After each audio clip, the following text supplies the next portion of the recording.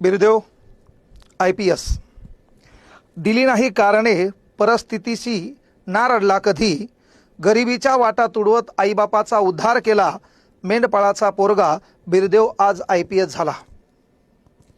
मी प्रत्येक भाषणामध्ये युवकांना सांगत असतो की बाळांनो, कुठल्याही स्टेजवर जायला पहिल्यांदा सत्ता लागते। ती सत्ता आपल्या नशिबात येईल का नाही सांगता येत नाही। दुसरी गोष्ट आपल्याकडे मालमत्ता लागते, तीही आपल्याकडे चांगल्या मार्गाने तेवढी येणार नाहीये। आणि मग त्या स्टेजवर बसण्यासाठी तिसरी गोष्ट बुद्धिमत्ता लागते। राज्यघटनेच्या कलम 16 बाबासाहेब आंबेडकरांच्या योगदानामुळे आपण कुठल्याही पदाला गवसणी घालू शकतो आणि त्या विचारमंचावर कोणाचे तरी मार्गदर्शक ठरू शकतो। आपण एका महाराष्ट्राचे यूथ आयकॉन होऊ शकतो। हे उदाहरण आहे आजचं। महाराष्ट्रातल्या प्रत्येक लोकांनी आपल्या स्टेटसला एका मेंढपाळाच्या पोराचं स्टेटस ठेवलं, कारण तो असंख्य महाराष्ट्रातल्या युवकांचा यूथ आयकॉन बनला। आणि मी आवर्जून म्हणत असतो की स्टेटस ठेवल्यानं माणसाचं स्टेटस बनत नाही। ज्याचं स्टेटस असते लोक त्याचं स्टेटसला ठेवतात। ते स्टेटस केवळ महाराष्ट्राचं नाही तर मायबापाच्या उद्धारासाठी, स्वतःच्या कल्याणासाठी, देशाच्या कामासाठी एका पोरानं करून दाखवलं। त्या पोराचं नाव आहे बिरदेव ढोणे। आता हा बिरदेव ढोणे कोल्हापूर जिल्ह्यातल्या कागल तालुक्यातील येमगे नावाच्या गावाचा। 10वीला 96% मार्क, 12वीला 89% मार्क, सिव्हिल इंजिनिअरिंग करणारं पोरग पुण्याला गेलं। पुण्याला गेल्यावर प्रांजल चोपडे नावाच्या मित्राने मदत केली। त्या मित्राने जातीवरून ओळखलं, बोली भाषेवरून ओळखलं, हा गरीब आहे, त्याला मदत केली। हा तिथं चिटकून राहिला जेणेकरून सिनियर लोक त्याला त्रास देणार नाही म्हणून। महाराष्ट्रातल्या तमाम लेकरांना, युवकांना सांगतो की पहिल्यांदा आपला मित्र तपासा। जेव्हा लॅबमधून आपण बाहेर निघून एखाद्या हॉटेलवर पायाची आडी घालून चहा घेऊन एखादा दलिंदर सिगारेट पिऊन तो जर आपला मित्र होत असेल आणि तो जर आपल्या आईवडिलांच्या कष्टाची आठवण करून देत नसेल तर तो आपला मित्र नाही। आणि मित्र ही कन्सेप्ट बदलणारी असते।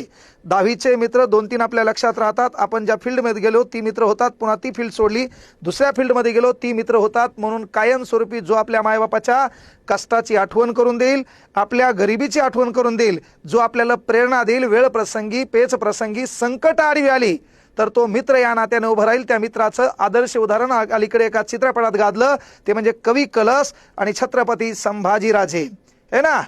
मन में जीते जीत है, मन में हारे हार है, हार गए जो बिन लढे उन पर धिक्कार है।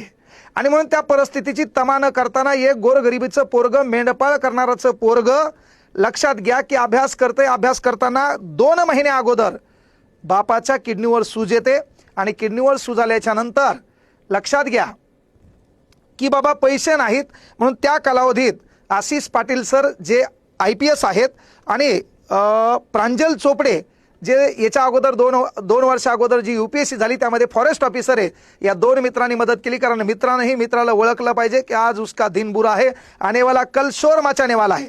ते त्यांनी ओळखलं आणि ते ओळखल्याच्या नंतर ऑपरेशनसाठी मदत केली। एक त्याच्या जीवनातला किस्सा घडला। तो किस्सा म्हणजे दुष्काळात 13वा महिना अशाच कालावधीत त्याचा मोबाईल चोरीला जातो। मोबाईल चोरीला झाल्यावर हाच बिरदेव पोलीस स्टेशनला जातो, तक्रार देतो। तुम्हाला माहित आहे मी काय म्हणलं, सत्ता, मालमत्ता आणि बुद्धिमत्ता ह्याच लोकांची कदर आजकाल केली जाते। त्या ठिकाणी वारंवार टाळाटाळीचे उत्तरं दिल्या जातात। त्याची कंप्लेंट घेत नाही, कंप्लेंट घेतल्यावर देखील मोबाईल सापडत नाही। आज तोच त्या दलातला लक्षात घ्या उच्च दर्जाचा एक अधिकारी आहे। ज्या ठिकाणी तो पोलीस स्टेशनला गेला असेल त्या ठिकाणी PI दर्जाचा एखादा अधिकारी असेल, एखादा PSI असेल किंवा कॉन्स्टेबल असेल। आज तो जिल्ह्यात जाणार आहे, त्या जिल्ह्यामध्ये SP खालची रँक पहिले त्याला भेटणार आहे आणि तो नंतर 3 वर्षानंतर कुठल्या तरी जिल्ह्याचा SP असणार आहे। बिकॉज तो IPS आहे, इंडियन पोलीस सर्व्हिस। त्या पदाला त्यानं गवसणी घातली म्हणजे तो महाराष्ट्राचा यूथ आयकॉन बनला। मोबाईलचं प्रकरण त्याच्या जीवनात घडलं, एवढ्या परिस्थितीवर मात केली। एवढंही होत असताना काल त्याचा निकाल लागला। निकाल लागल्याच्या नंतर त्याचा मित्र प्रांजल चोपडे यांनी त्याला फोन केला। फोन केल्यावर तू कुठे आहे सांगितल्यावर याने सांगितलं की मेंढ्या घेऊन चारायला आलोय। अरे का बाबा? तर बाबा वडिलाची तब्येत बिघडलेली आहे, ते आजारी आहेत म्हणून सध्या मी तेच काम करायलोय। कोण म्हणायलाय? जो महाराष्ट्राचा यूथ आयकॉन ठरलाय। आणि मग त्यांनी सांगितलं तुझा निकाल आलाय, 551वा क्रमांक आहे, IPS दर्जाचं पद तुला मिळणार आहे। आनंद गगनात मावला नाही। त्याच्या पायातली चप्पल पाहिली, 100-150 रुपयाची चप्पल आहे। ज्या ठिकाणी तो भेटे मागून मेंढ्या आहेत त्याच्या आज हे पहा, हे आज म्हणजे आज अख्खं गाव सत्कार करेल। त्याच्या बापाला कधी कोणी स्टेजवर बोलवलं नसेल, आज त्याचा बाप प्रत्येक स्टेजवर असेल, त्या बापाचा सन्मान असेल, यालाही कुठल्या स्टेजवर बोलवलं नसेल, आज महाराष्ट्रातल्या प्रत्येक स्टेजवर त्याला बोलवलं जाईल, त्याचं मार्गदर्शन घेतलं जाईल. का?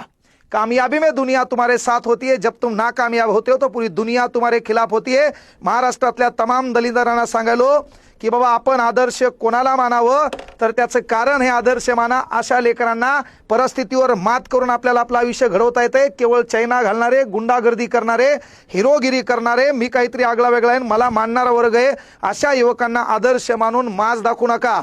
त्यानंतर सरळ सेवेमध्ये तयारी करणारे, लगेच लाख 12-15 लाख हुंड्याची अपेक्षा करणारा, मोठा डीजे लावणारा, कपड्यात तेव्हा बदल करणारा, या सर्वांच्या गोष्टीला मात देण्याचं काम या बिरदेवनं केलंय. म्हणून आपले आदर्श चेक करा. मायबापांना मी आवर्जून सांगत असतो, हप्त्यातून अवलादीला एकदा मारा. का? यांचे आदर्श कोणाची कोणाच्या संपर्कात हे पाहणं गरजेचं आहे. कारण आज बिरदेव घडला त्याचं मुख्य कारण त्याची संगत गुण, आणि ती संगत गुण होते IPS कोण? तर महत्वाची गोष्ट लक्षात घ्या, आशिष पाटील सर आणि त्यांचा जीवलग मित्र जो म्हणजे प्रांजल चोपडे. ह्या मित्रांची वारंवार साथ भेटली, या मित्रांचं वारंवार मार्गदर्शन भेटलं, आणि मित्रानंच मित्राला फोन केला की तो सिलेक्शन झाले. तसे दिवस आपल्यात आले पाहिजे. आणि ते दिवस काय येऊ द्यायचे? तर पहा, त्यानं जेव्हा सिलेक्शन झालं तेव्हा त्यानं छान एक वाक्य बोलले. हे वाक्य आपल्याला प्रेरणा देऊन जाईल. ते वाक्य कोणतं आहे पहा लक्षात.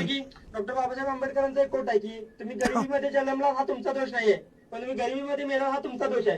तर ती गोष्ट बदलण्यासाठी तुम्ही प्रयत्नाची पराकाष्ठा केली तर तुम्ही संधीचं सोनं करून तुम्ही सिच्युएशन बदलू शकताय. होणार पोरग माझा साहेब झाला, तहसीलीतला मोठा आता नायब झाला, त्याचा दरारा असतोय सरकारी नौकरात, बाबासाहेबामुळं तुझ्यानं माझ्या घरात. Power of Indian constitution, article 16. कलम 16च्या भरोश्यावर महाराष्ट्रातल्या, भारतातल्या कुठल्याही पदाला तुम्हाला गवसणी घालता येते. ते काम एका मेंढपाळाच्या गोरगरिबाच्या लेकरानं करून दाखवलंय. म्हणून विनंती एकच आहे की आपल्या मायबापाने लेकरांकडे लक्ष द्या, त्यांचे आदर्श चेक करा, अभ्यास करायला लावा. बाकीच्या लेकरासोबत आपल्या लेकराची तुलना करू नका. त्याच्यात काय आहे ते पहा आणि अशा लोकांच्या स्टोऱ्या त्याच्या समोर मांडा, जेणेकरून एक दिवस आपली स्टोरी बनली पाहिजे, आपलं स्टेटस बनलं पाहिजे, लोकांनी त्याचे स्टेटसला स्टेटस ठेवलं पाहिजे. म्हणजे मेंढ्या चारताना त्याला कॉल येतो, ज्या मित्रासोबत तयारी करायचा त्याच मित्रासोबत फोन आला. त्या मित्राचं नाव होतं निशांत देशमुख. पहा लक्षात घ्या, प्रांजल असेल, चोपडे असेल, त्याच्यानंतर राजेंद्र चोपडे असेल, तर मित्र कसे असावे त्याचं उदाहरण आहे. म्हणजे आपल्या मित्रांना आपल्याला फोन करावा, तो निकाल आपल्या घराचं चित्र बदलणारा असावा. आणि तो या भारतातली सर्वात मोठी परीक्षा UPSC, कोटी लोक परीक्षा देणारे मोजके 500 लोक निवडल्या जातात, 1000 लोक निवडल्या जातात, त्यामध्ये तो 551 या क्रमांकावर येतो. आता IPS या पदावर असणार, पण हे असताना देखील त्याचे कपडे पहा, त्याच्या पायातली चप्पल पहा. आज दिवस बदलणार आहेत. म्हणून आपण गरीब म्हणून जन्माला आलो तरी गरीब म्हणून मरणार नाही. त्यासाठी आपला एकच पक्ष, अभ्यासावर लक्ष, आपला एकच ध्यास, नुसता अभ्यास. या अभ्यासानं आणि परिस्थितीवर मात करण्यासाठी आपल्याकडे दुसरा कुठलाही पर्याय नव्हतो. पर्याय आहे अभ्यास. एक अभ्यास. आपल्या पालकांनी आपल्या लेकराकडे लक्ष देऊन असे भारतातले जे यूथ आयकॉन आहेत हे खरे आपल्या लेकरांचे आदर्श असले पाहिजे. आणि अशांना आदर्श मानून त्या लेकराने आपल्या घराचं चित्रचरित्र बदललं पाहिजे. एवढं लक्ष पालक या नात्याने तुम्ही तुमच्या मुलाकडे देसाल अशी एक अपेक्षा करतो. बिरदेव ढोणे, तुम्ही IPS झालात. तुमच्या पुढील वाटचालीसाठी भरभरून शुभेच्छा. तुमच्याकडून देशाची एक चांगली सेवा घडो. आणि ज्या ठिकाणी सदरक्षण आहे खलनिग्रहण आहे हे जे वाक्य आहे, या वाक्याला तुम्ही सार्थ म्हणून अभिमानक ठरसाल.